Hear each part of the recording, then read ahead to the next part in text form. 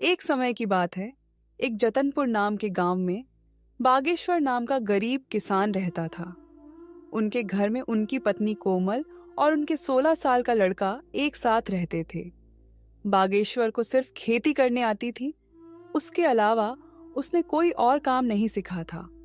सही समय पर बारिश न होने की वजह से उसके खेत में फसल ही नहीं होते थे, जिसके कारण परिवार चलाना बहुत कठिन हो रहा था। एक दिन सुनिए जी, आज तो घर में बिल्कुल भी कुछ राशन नहीं है। मुझे तो कुछ समझ नहीं आ रहा कि अब मैं क्या करूं। अरे कोमल, तुम चिंता मत करो, मैं कुछ करता हूँ। कह के बागेश्वर घर से चला जाता है। रास्ते में हे राम, ये कैसा समय आ गया है प्रभु। हे राम, कैसा समय आ गया है प्रभु, मेरे घर में राशन का एक दाना तक नहीं है। चलो, मैं और मेरी पत्नी कोमल वैसे ही भूखे पेट रह लेंगे, पर मेरे बच्चों का क्या होगा। मैंने तो बस खेत में काम करना ही सीखा है, उसमें भी समय से बारिश न होने के कारण खेत में कुछ पैदा ही नहीं हुआ। अब मेरे पास जमींदार से पैसे लेने के सिवा कोई रास्ता नहीं है। बागेश्वर अपने गांव के जमींदार के पास जाता है। जमींदार हीरालाल बहुत शातिर और चालाक किस्म का इंसान है, जो हमेशा हर किसी को बेईमानी से लूटने के बारे में सोचता रहता है। अरे आवा आवा बागेश्वर भैया, और बताओ कैसे आना हुआ है। क्या बताऊं जमींदार जी, बहुत खराब समय से गुजर रहा हूं। देखिए ना, अब बारिश समय से ना होने पर खेत की सारी फसलें बर्बाद हो चुकी हैं। घर में अनाज का एक दाना भी नहीं है, इसलिए आपसे कुछ पैसे उधार लेने आया हूं। अरे हाँ हाँ भैया, बोलो कितने रुपए चाहिए आपको। ऐसे समय में हम नहीं मदद करेंगे तो और कौन करेगा। बोलो बोलो, कितने दे दूं। आपका बहुत बहुत धन्यवाद जमींदार जी, लेकिन मैं ज्यादा पैसा उधार नहीं लेना चाहता, इसलिए आप ऐसा करें कि 1,500 रुपये दे दीजिए। अरे भैया, ये कैसन बात कर रहे हो। भला 10 से 12,000 रुपए तो लो। क्या पता आगे चल के कब बरसात होगी और कब समय बदले। जमींदार मन में सोचने लगता है। अरे ससुरा, तुम लोग इतना कम कम पैसा लोगे तो मैं कैसे कमाऊंगा। ज्यादा लोगे तभी है ना, हमें ज्यादा ब्याज मिलेगा। यहाँ बागेश्वर भी सोचने लगा।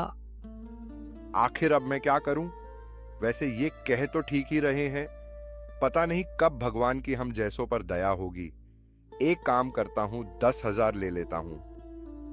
अच्छा ठीक है, तो जमींदार भाई 10,000 पे कितना तक ब्याज लेंगे आप। देखो बागेश्वर भैया, 10,000 के 10% प्रति महीना। लेकिन आप तो अपने ही आदमी हैं, आपस में क्या धंधा करें। चलो आप 8% दे देना। हे भगवान, 8% प्रति महीना तो हमारे लिए बहुत ही ज्यादा ब्याज है। ले तो लेंगे, लेकिन चुकाएंगे कैसे। अगर नहीं लूंगा तो मेरा बेटा नकुल भूखा ही रहेगा। चलो ले ही लेता हूं, अगर भगवान की यही मर्जी है तो यही सही। अरे बागेश्वर भैया, क्या हुआ, क्या सोच रहे हैं। ब्याज के बारे में तो नहीं सोच रहे हैं।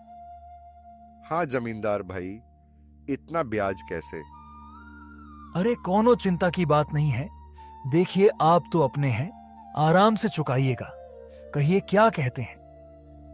अच्छा ठीक है, दे दीजिए। बागेश्वर उस जमींदार से 10,000 रुपए उधार लेके चला जाता है। चलो अब जल्दी जल्दी बाजार से राशन और नकुल के लिए कुछ खाने को ले लेता हूं। आज मेरा बेटा तो खुश हो जाएगा। बागेश्वर जल्दी जल्दी बाजार से सामान लेके घर के लिए वापस हो जाता है।